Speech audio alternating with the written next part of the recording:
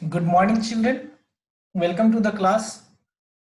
As already decided, today I am going to discuss that how different people saw this civil disobedience movement. Right.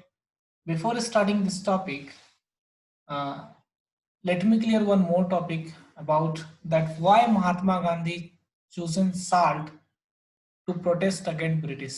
Right. महात्मा गांधी ने civil disobedience movement जो start किया उसमें उन्होंने नमक को ही क्यों चुना। वो डांडी गए, डांडी जाके नमक को बनाया और सॉल्ट लॉ को ब्रेक किया। देन क्वेश्चन इज की why salt? Because Mahatma Gandhi wanted a big movement in our country. वो क्या चाहते थे कि ज्यादा से ज्यादा लोग इसमें पार्टिसिपेट करें, राइट।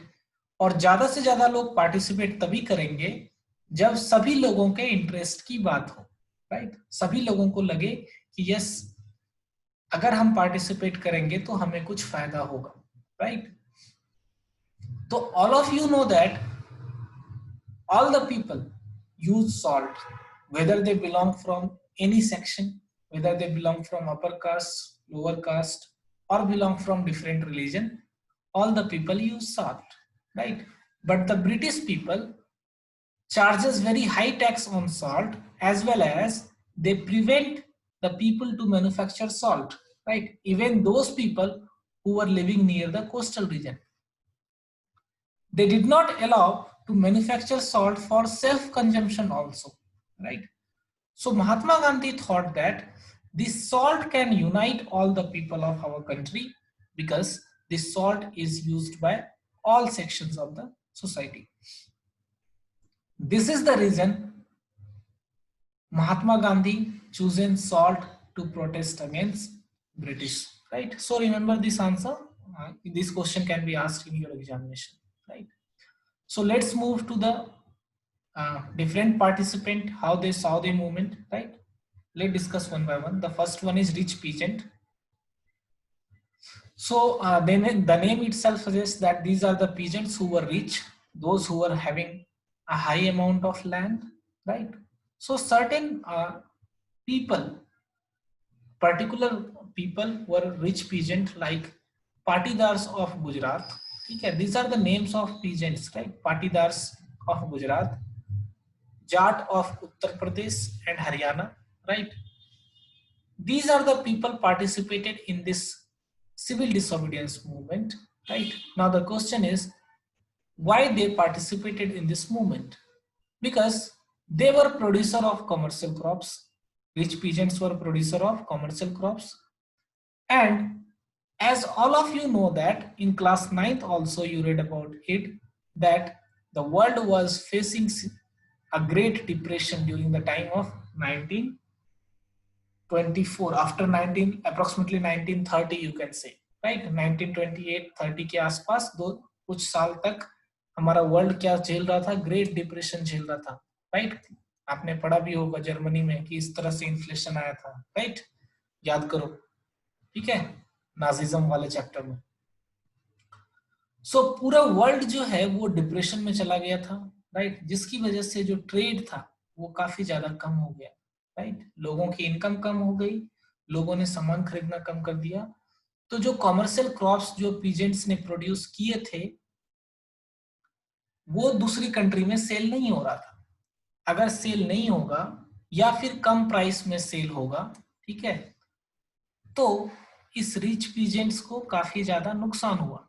तो जब नुकसान हुआ तो ये जो रिच पीजेंट्स थे ये क्या चाहते थे कि जो गवर्नमेंट है वो रेवेन्यू कम कर दे, राइट। जो गवर्नमेंट पैसे कलेक्ट करती है, टैक्स कलेक्ट करती है, वो कम कर दे, राइट, क्योंकि इनकम उनका लगभग खत्म हो चुका है, राइट।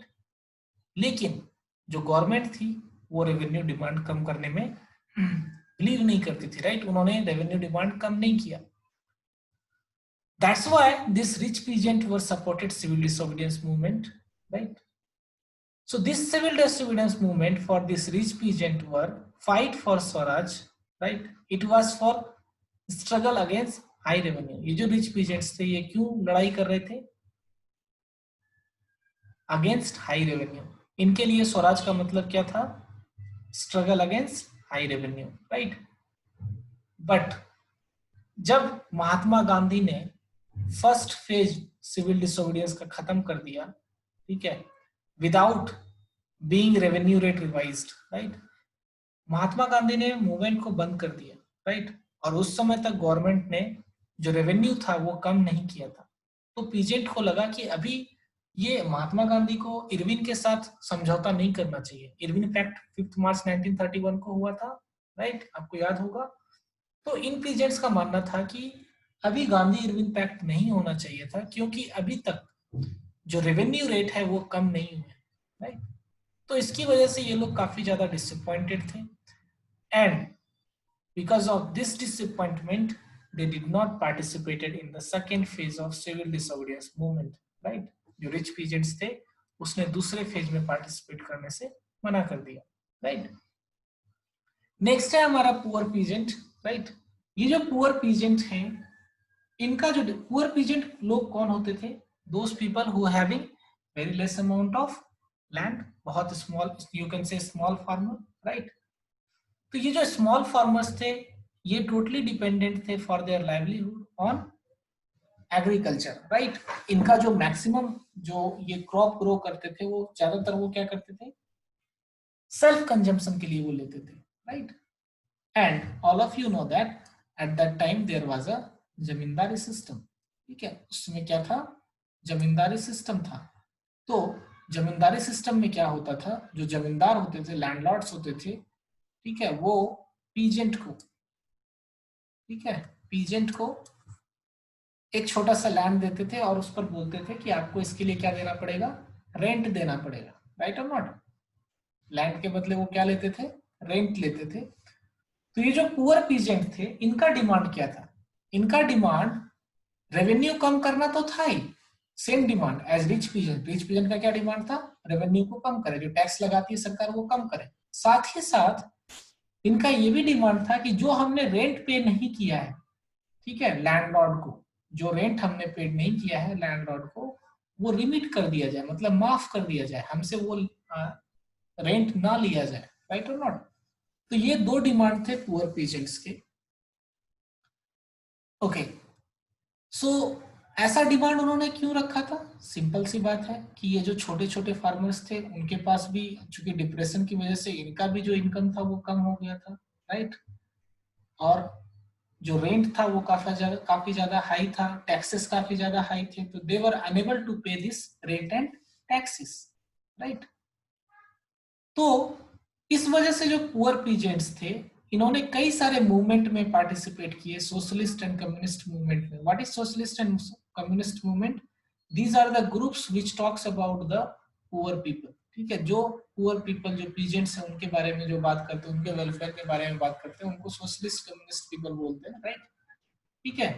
लेकिन ये जो पुअर पीजेंट थे इनका जो डिमांड था कि जो अनपेड रेंट है वो माफ कर दिया जाए, राइट, या फिर नो रेंट कैंपेन जो ये लोग चला रहे थे उनको सपोर्ट नहीं करना चाहते थे। कांग्रेस क्या नहीं चाहता था? पुअर पीजेंट को इस मामले में सपोर्ट नहीं करना चाहते थे। क्यों नहीं करना चाहते थे? सिंपल सी बात है कि अगर पुअर पीजेंट को कांग्रेस नो रेंट कैंपेन में सपोर्ट करेंगे तो क्या होगा? जो रिच पीजेंट है, जो लैंडलॉर्ड्स हैं, वो क्या हो जाएगा? कांग्रेस के खिलाफ हो जाएगा, राइट और not. So the Congress do not want to upset Indian landlords, ठीक है। जो इंडियन लैंडलॉर्ड्स थे होते थे वो काफी ज्यादा, यू कैन से, पावरफुल होते थे, उनके पास काफी ज्यादा फोर्सेस होता था, पैसा होता था। कांग्रेस ये नहीं चाहती थी कि पुअर पीजेंट्स की वजह से जो रिच पीजेंट है या फिर लैंडलॉर्ड है, ठीक है, वो डिसअपॉइंट हो जाए, राइट। सो जो रिलेशनशिप था पुअर पीजेंट और कांग्रेस के बीच वो हमेशा से अनसर्टेन था, ठीक है। कहीं कहीं पर ऐसा था कि पुअर पीजेंट कांग्रेस को सपोर्ट कर रही थी, कहीं ऐसा था कि पुअर पीजेंट कांग्रेस को सपोर्ट नहीं कर रही थी। Understood reason, right. Next is our industrialist and businessman. तीसरा ग्रुप कौन है? वो लोग जो बिजनेसमैन थे, right. So as all of you know that businessman को क्या चाहिए? अपने बिजनेस में प्रॉफिट चाहिए, राइट और नॉट। और प्रॉफिट अर्न करने के लिए उनको क्या होना चाहिए? उनका प्रोडक्ट सेल होना चाहिए, ठीक है। उनका जो मार्केट में प्रोडक्ट है वो क्या होना चाहिए? सेल होना चाहिए, बिकना चाहिए, राइट। तो मार्केट में बिके, उसके लिए वो क्या चाहते थे कि दूसरे कंट्री से जो कपड़े आ रहे हैं या दूसरे कंट्री से जो सामान आ रहा है इंडिया में, ठीक है, वो ना आए। ठीक है, तो वो क्या चाहते थे कि कोई भी सामान अगर 100 रुपए का सामान अगर कहीं से आता है इंडिया में, तो उस पर सरकार ज्यादा से ज्यादा टैक्स लगाए, इम्पोर्ट टैक्स लगाए, ताकि ये सामान क्या हो जाए, दूसरी कंट्री से आने वाला सामान इंडिया में एक्सपेंसिव हो जाए, महंगा हो जाए, राइट। इसके साथ साथ ही वो क्या चाहते थे कि हमारे कंट्री का जो रूपी है और दूसरे कंट्री का जो पैसा है, उसका जो एक्सचेंज रेशियो है वो फेवरेबल होना चाहिए इंडियंस के लिए। ठीक है, इसका मतलब क्या है मैं आपको समझाता हूं।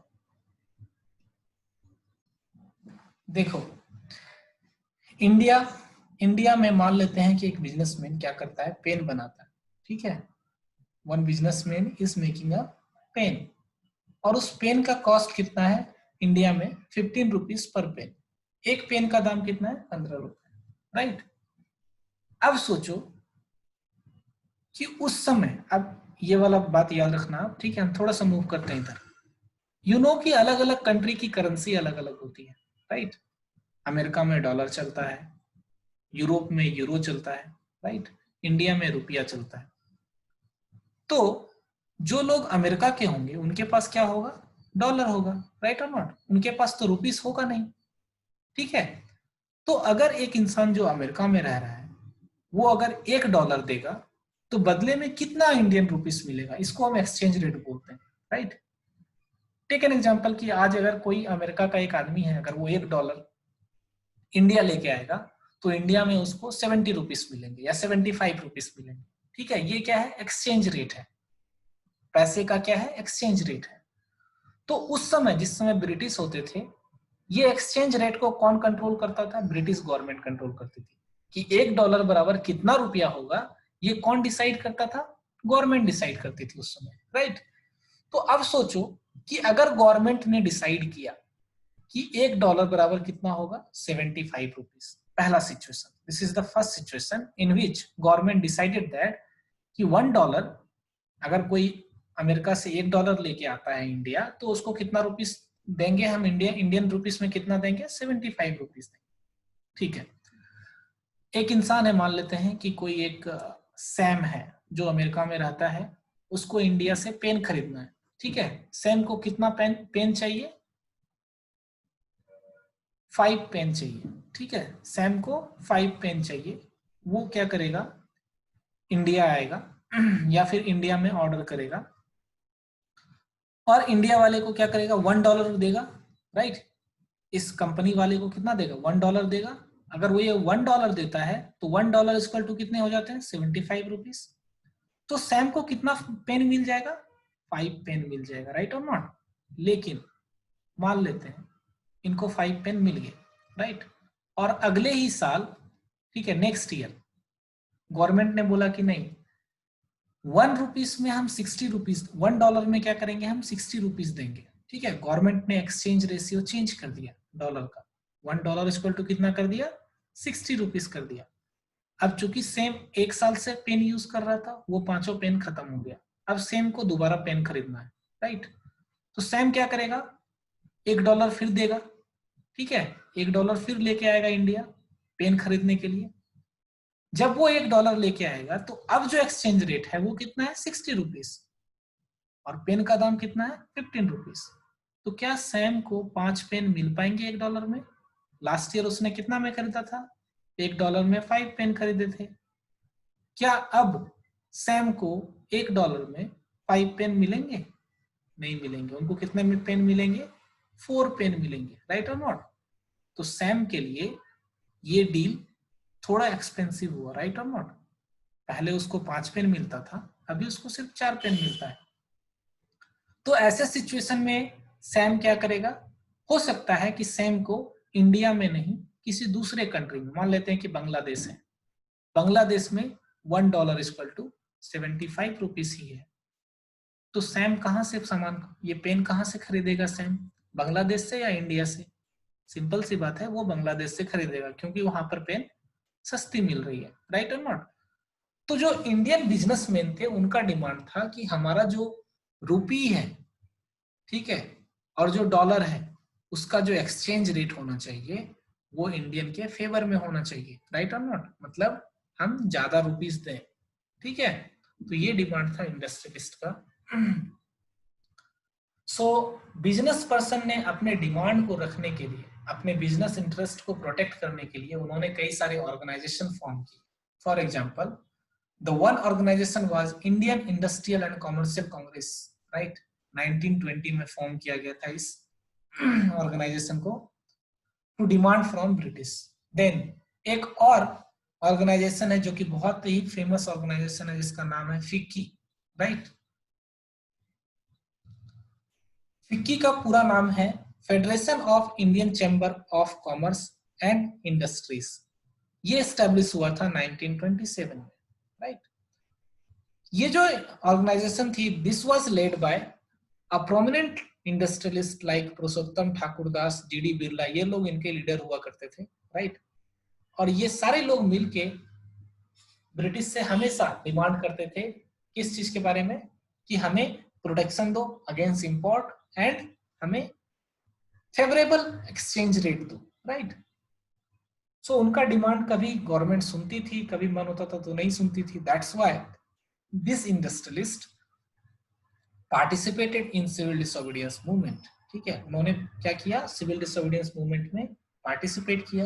कैसे पार्टिसिपेट किया, कई सारे इंडस्ट्रियलिस्ट ने काफी ज्यादा पैसे दिए गवर्नमेंट को, सॉरी इसको लीडर्स को, इंडियन लीडर्स को, जैसे महात्मा गांधी हो गया, राइट, जवाहरलाल नेहरू हो गया, या आप कह सकते हो उन्होंने कांग्रेस को पैसे दिए, ठीक है, ताकि सिविल डिसोबीडियंस मूवमेंट में जो पैसे खर्च हो रहे हैं, ठीक है, वो पैसे की कमी ना हो, राइट। इसके अलावा जो बिजनेसमैन होते थे उन्होंने रिफ्यूज कर दिया इंपोर्टेड गुड्स को खरीदना, मतलब बाहर से आने वाले गुड्स को खरीदना से मना कर दिया। ना ही वो खरीदते थे, ना ही अपने कंट्री में उसको सेल करते थे, राइट। सो अगर मैं आपसे पूछूं what was the meaning of Swaraj for industrialist, वो क्यों पार्टिसिपेट कर रहे थे सीडीएम में, क्योंकि वो चाहते थे कि एक ऐसा समय आएगा जहां पर कि ट्रेड बिना किसी रिस्ट्रिक्शन के हो पाएगा, किसी तरह का कोई रिस्ट्रिक्शन नहीं होगा ट्रेड पे, राइट। लेकिन इंडस्ट्रियलिस्ट ने भी धीरे धीरे कांग्रेस का साथ छोड़ दिया, उन्होंने सपोर्ट करना बंद कर दिया कांग्रेस को। क्यों? पहला रीजन ये है कि जो राउंड टेबल कॉन्फ्रेंस था, ठीक है, वो जब फेल हो गया उसके बाद जो बिजनेस ग्रुप्स थे, जो बड़े बड़े बिजनेसमैन थे, उनके बीच यूनिफॉर्मिटी नहीं रही, राइट। हर एक लोग अलग अलग तरीके से सोच रहा था, उनके बीच यूनिटी नहीं था, राइट। ये पहला रीजन था। दूसरा रीजन ये था कि हमारी कंट्री में सोशलिज्म का इन्फ्लुएंस बढ़ रहा था। सोशलिज्म क्या था, देखो, do you know about this Subhash Chandra Bose, right.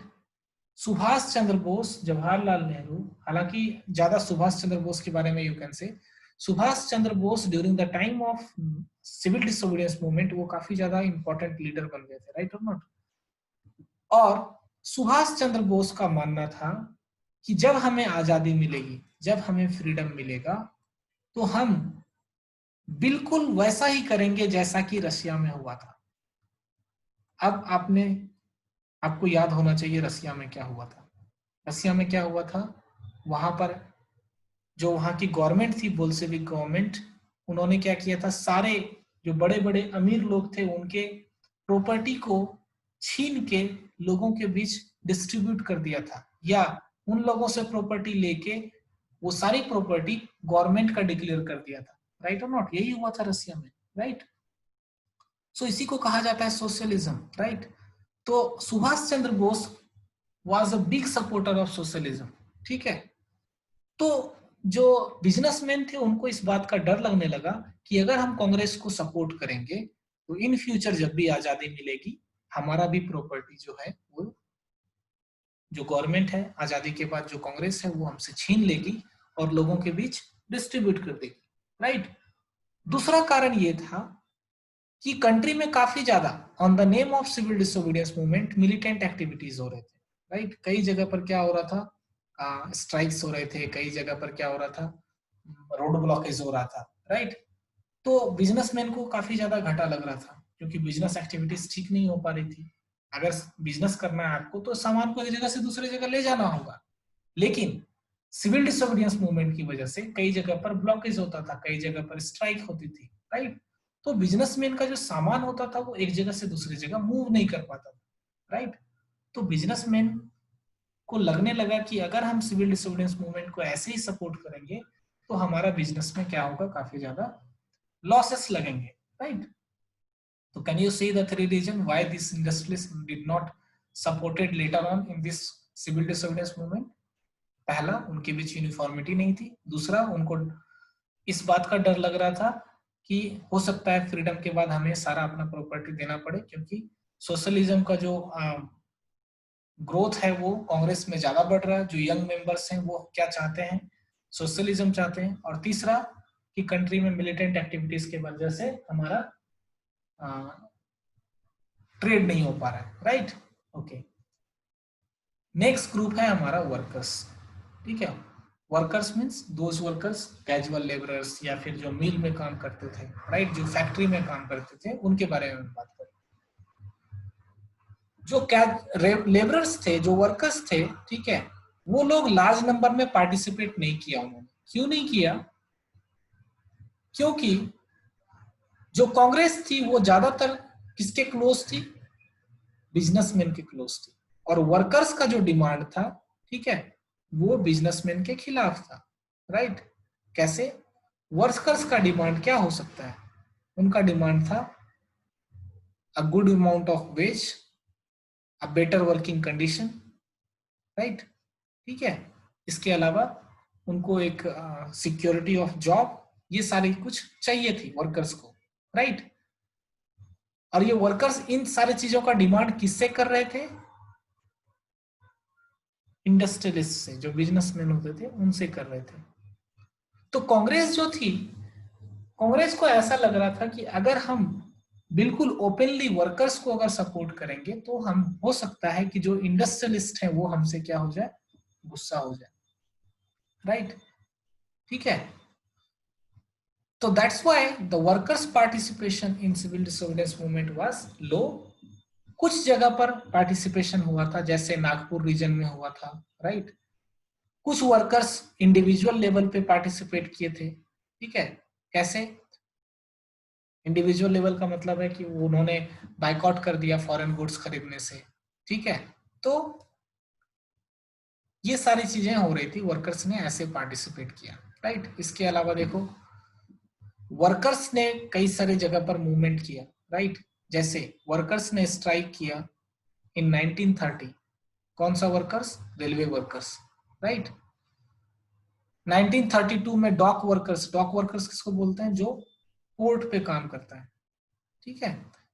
Apart from this, 1000 workers in छोटा नागपुर इन टीन माइंस, ठीक है, टीन के माइंस के में इन्होंने रिवोल्ट किया था। तो ये सारे एग्जांपल्स हैं कि वर्कर्स ने भी कुछ जगहों पर पार्टिसिपेट किया था सिविल डिसोबीडियंस मूवमेंट में, राइट। कई सारे वर्कर्स ने Mahatma Gandhi tin mines wore Gandhi cap and participated in protest. Mahatma Gandhi के नाम का एक कैप पहनते थे वो लोग, वो पार्टी रैलीज करते थे, ठीक है, बाइकआउट कैंपेन में पार्टिसिपेट करते थे, ठीक है। And last line is, but Congress was reluctant to include workers demand, ठीक है। कांग्रेस क्या था? वर्कर्स डिमांड को इंक्लूड नहीं किया। मैंने बताया क्यों नहीं किया, क्योंकि उनको लगता था कि अगर हम वर्कर्स को सपोर्ट करेंगे तो क्या होगा, जो इंडस्ट्रियलिस्ट है वो गुस्सा हो जाएंगे। तो आप देखो यहाँ पर सिविल डिसोबीडियंस में कंट्राडिक्शन क्या है। जो रिच पीजेंट है और जो पुअर पीजेंट है, इन दोनों का आपस में नहीं बनता था। और जो इंडस्ट्रियलिस्ट हैं और जो वर्कर्स हैं, इन दोनों का आपस में नहीं बनता था, राइट। तो इस तरह से आप देखो कि डिफरेंट पीपल ने किस तरह से सिविल डिसोबीडियंस मूवमेंट को देखा, राइट। अब हम बात करते हैं women's participation in civil disobedience movement. देखो, वुमेन का भी पार्टिसिपेशन हुआ था इस मूवमेंट में, राइट। कई सारे वुमेन्स ने पार्टिसिपेट किया था, मार्चेस में, स्ट्राइक्स में, रैली में, राइट। कई सारे वुमेन ने सॉल्ट को मैन्युफैक्चर किया, राइट। ठीक है, फॉरेन क्लॉथ को बाइकआउट किया, कई सारे वुमेन जेल भी गई, राइट। लेकिन ये सारी जो वुमेन्स थी वो सिर्फ रिच सेक्शन से होती थी, हाई क्लास फैमिली से होती थी, ठीक है। जो अर्बन एरियाज में होते थे वो बिल्कुल हाई क्लास फैमिली से बिलोंग करती थी, क्योंकि जो लो क्लास फैमिलीज थी वहां पर वुमेन को घर से बाहर निकलना उस समय अलाउ नहीं था, राइट। तो जो एजुकेटेड क्लास मेंबर्स होते थे, जो हाई क्लास फैमिली होती थी, वहां की जो वुमेन होती थी, दे पार्टिसिपेटेड इन सिविल मूवमेंट। और रूरल एरिया में, जो गांव वाला एरिया था, वहां पर जो रिच पीजेंट थे, उनकी जो वाइफ होती थी या फिर जो उनकी डॉटर होती थी, वो लोग पार्टिसिपेट करते थे, राइट। अब देखो, ये वुमेन जब पार्टिसिपेट कर रही थी घर के बाहर सिविल डिसोबीडियंस मूवमेंट में, इसका मतलब ये नहीं था कि वुमेन का जो सोशल स्टेटस था वो चेंज हो गया, ठीक है। आज भी, उस समय भी लोगों को ये लगता था कि वुमेन का जो काम है वो क्या है, घर का देखभाल करना है, ठीक है। Even Gandhi ji was also convince that it was the duty of women to look after home. Gandhi ji को भी लगता था कि ये वुमेन की ड्यूटी है कि वो घर को देखे और हर्थ को देखे, मतलब चूल्हे को देखे, दैट मीन्स जो खाना बनता है किचन को देखने का बात हो रही है, right. And it is the duty of women to be a good mother and to be a good wife, right. So उस समय की सोसाइटी थोड़ी सी रेडिकल थी अगेंस्ट वुमेन, राइट। वुमेन को लोग नहीं चाहते थे कि वो सामने आए या फिर किसी एक अच्छे पोजीशन पे आए, राइट। तो कांग्रेस भी उस समय वुमेन को कोई बड़ा पोस्ट नहीं देती थी, ठीक है। अपने पॉलिटिकल पार्टी में किसी तरह का कोई बड़ा पोस्ट आपको देखने को नहीं मिलेगा वुमेन में, ठीक है। तो कैसे, आप एग्जांपल अगर देखना चाहते हो तो जितने भी कांग्रेस के सेशंस हुए उसमें बहुत ही कम ऐसी वुमेन थी जिन्होंने कांग्रेस के सेशन को हेड किया, ठीक है।